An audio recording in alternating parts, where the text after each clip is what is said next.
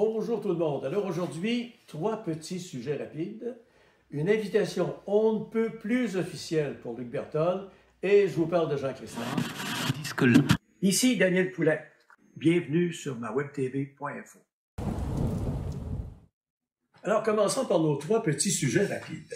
J'ai reçu un mot de l'ami Leonard Mason qui me disait qu'il avait logé une plainte concernant les traverses de chemin de fer alentour ici. Parce que vous savez qu'il y en a peut-être une ou deux, on risque de perdre un amortisseur si on passe un petit peu trop vite. Alors, il a fait une plainte à Transport Canada. Puis Transport Canada, la réponse qu'ils ont trouvée, c'est votre plainte, dirigez-la vers Transport Québec ou le CP. On sait qu'une plainte au CP, ça va nulle part.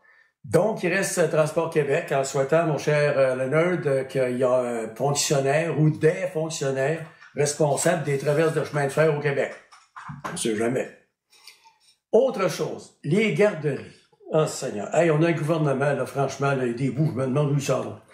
Le groupe Desjardins et le groupe Métro ont des garderies en milieu de travail, OK, pour leurs employés. Puis là, notre bon gouvernement vient de décider que, ces garderies-là, vous allez mettre 50% des places au public.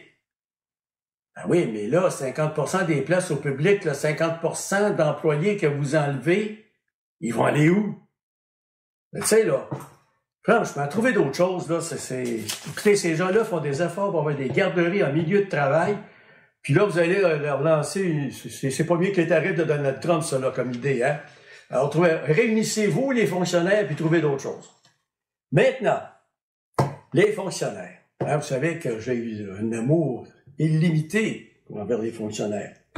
Il y a un technologue en radiologie de Granby qui est allé à la télé, je ne sais pas si vous l'avez vu. Et à l'hôpital de Granby, ils avaient un logiciel pour interpréter les imageries qui fonctionnait extrêmement bien. Et je dis fonctionnait parce que là, il y a des fonctionnaires, peut-être à Sherbrooke, avec un ordre qui venait de Québec, on ne sait pas trop, mais ils ont dit non, vous ne travaillez plus avec ce logiciel-là, vous allez prendre celui-là. Et malheureusement, le logiciel qu'ils veulent implanter à la place de l'autre fonctionne extrêmement mal, il est plus lent. Donc, est-ce que je peux déduire à partir de là que c'est un modèle qui est antérieur comme logiciel à celui qu'ils ont en ce moment? Ça, mesdames et messieurs, c'est le fruit de réunions, de brainstorming de fonctionnaires qui ont décidé, tu sais, j'espère, écoutez à Granby, là, faites les têtes de cochon, gardez votre logiciel, puis le fonctionnaire qui a décidé ça, envoyez-lui un beau courriel lui disant qu'il pourrait peut-être changer de job. Maintenant, Luc Berthold, hey! Avez-vous vu la question de Luc Berthold à la Chambre des communes à Mme Chrystia Freeland? Oh! D'après le ton, avec la manière qui s'est apportée, mesdames et messieurs, nous sommes dans le trouble, mais comme ça n'a pas de bon sens! Faut sortir le train du centre-ville! Voyons donc!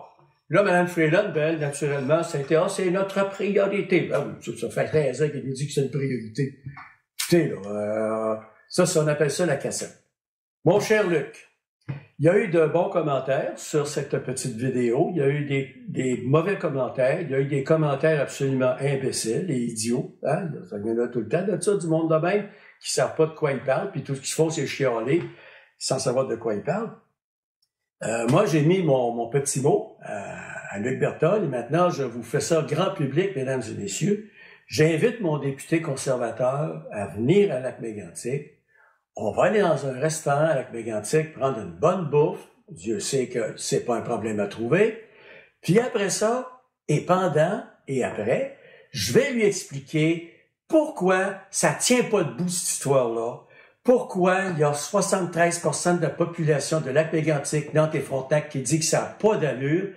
Et pourquoi qu'on n'a pas besoin de ça plus que d'un clou dans le pied. Et Luc, permettez-moi, cher ami, de vous rappeler que, effectivement, je ne suis pas un ingénieur, mais mon cher Luc, vous n'êtes pas un ingénieur non plus. Alors, dans ce temps-là, qu'est-ce qu'on fait? On se sert de notre gros bon sens.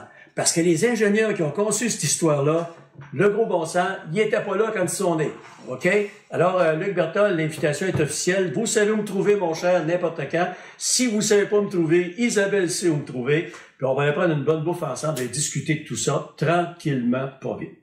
Et finalement, écoutez, Jean-Christophe Comtois s'est rendu jusqu'en demi-finale à l'émission Les Chefs. Il a été éliminé dans l'édition de cette semaine, puis par pas grand-chose, parce que les chefs, c'est toujours une question de petits détails. Et ce qu'ils avaient à concocter cette semaine, je vais en passer un papier, prenez l'émission en rediffusion, parce que ça n'a pas de bon sens ce qu'ils leur ont demandé de faire. Et puis, ils ont finalement réussi à le faire. Alors, Jean-Christophe, pour t'être rendu jusqu'en demi-finale, ben, dis-toi que tout le monde avec Mégantic et la région, on est très fiers de toi. Tu as fait un super beau travail. Et puis, je te souhaite de passer du bon temps avec ta famille, comme tu l'as dit en terminant. Alors, sur ce, mesdames et messieurs, soyez très heureux. Puis, s'il vous plaît, rêvez pas à Trump la nuit parce que vous avez fait des méchants cauchemars. À la semaine prochaine.